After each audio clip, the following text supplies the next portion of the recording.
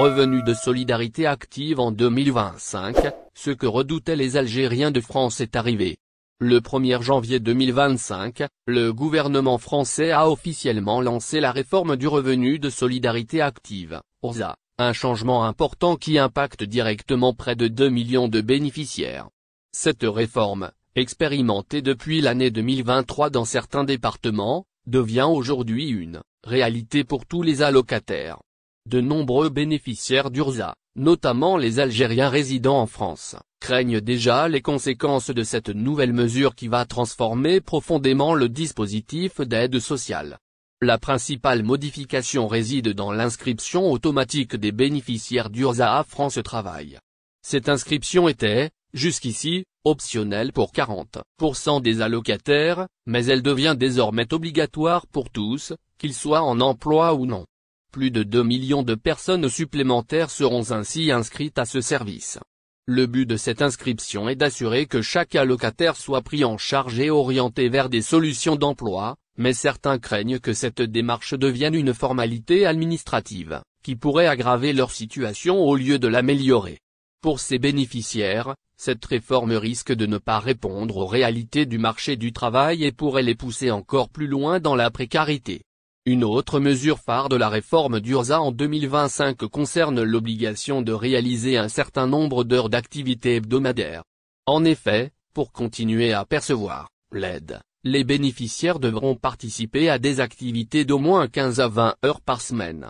Ces activités ne sont pas forcément des emplois rémunérés, mais elles doivent s'inscrire dans un cadre bien défini, formation, stage en entreprise, bénévolat dans des conditions strictes, ou encore apprentissage de nouvelles compétences comme le permis de conduire. Si certains estiment que ces heures d'activité peuvent être bénéfiques, d'autres s'inquiètent de la rigidité de cette obligation, notamment ceux qui ont déjà des emplois précaires ou qui doivent jongler avec des situations familiales difficiles. La réforme impose également de nouvelles sanctions pour les bénéficiaires qui ne respecteraient pas les engagements fixés dans leur contrat d'engagement. Dès 2025, une mesure de suspension et de remobilisation pourra entrer en vigueur, entraînant la suspension de l'allocation si les conditions ne sont pas remplies. Cette sanction a pour but de motiver les allocataires à s'investir davantage dans leur démarche d'insertion, mais elle suscite de vives inquiétudes parmi les plus vulnérables, qui redoutent de perdre leur aide en cas de difficultés ponctuelles. L'impact de cette réforme pourrait aussi se faire sentir sur les bénéficiaires algériens d'URSSAF en France. Beaucoup de ces derniers, confrontés à des réalités économiques complexes, s'inquiètent des conditions d'accès et de la mise en œuvre de cette réforme. En plus des barrières administratives auxquelles ils font face, la nouvelle réforme pourrait aggraver leur précarité, en particulier si les mesures imposées sont mal adaptées à leur situation. Les associations de soutien aux allocataires, telles que le Secours catholique et Hâte Quart-Monde, dénoncent déjà ce qu'elles considèrent comme des dérives, en pointant le risque de travail gratuit et une gestion trop contraignante des bénéficiaires. En dépit des critiques, le gouvernement insiste sur les avantages d'un accompagnement renforcé pour les allocataires d'URSSAF. Le but est de leur offrir un meilleur accès à l'emploi et de lever les obstacles qui empêchent leur insertion professionnelle. D'après un rapport d'évaluation réalisé lors de l'expérimentation dans plusieurs départements en 2023 et 2024, une majorité des bénéficiaires se disent satisfaits de l'accompagnement proposé, même si l'objectif des 15 à 20 heures d'activité reste difficile à atteindre pour certains.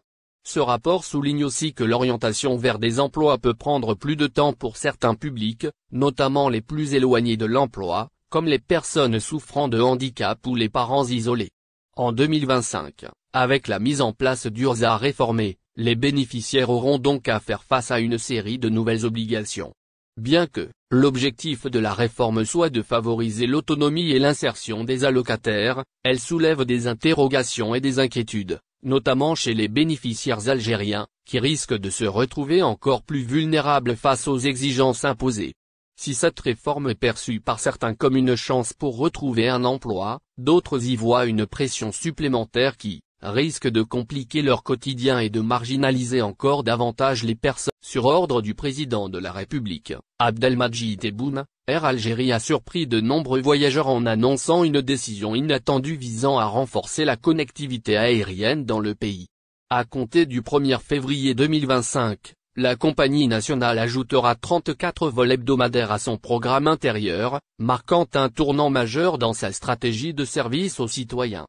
Cette annonce, qui s'inscrit dans la vision présidentielle, reflète un engagement clair en faveur d'un meilleur accès aux régions isolées et d'une amélioration significative des conditions de voyage. Dans un communiqué officiel, Air Algérie a précisé que ce nouveau programme permettra d'ajouter un total de 3588 sièges hebdomadaires. Ces places supplémentaires répondront aux besoins croissants des voyageurs, tout en facilitant leur déplacement à travers le territoire national. Les nouvelles destinations concernées, bien que non spécifiées dans le détail, promettent d'inclure des itinéraires variés, offrant ainsi une flexibilité accrue pour les clients. En mettant en œuvre cette décision, Air Algérie cherche à concrétiser les directives du président Tebboune, qui a fait de la modernisation des infrastructures de transport un axe central de son mandat. L'impact de cette initiative dépasse largement la simple augmentation des vols. Selon des analystes, cette mesure est un pas décisif vers le développement socio-économique des régions enclavées. En renforçant les liaisons aériennes, Air Algérie contribue à désenclaver certaines zones, facilitant les échanges commerciaux, les activités touristiques et les déplacements familiaux. Cela s'inscrit pleinement dans la stratégie nationale adoptée sous l'égide de Tebboune, où la modernisation des services publics, y compris ceux d'Air Algérie, occupe une place prioritaire.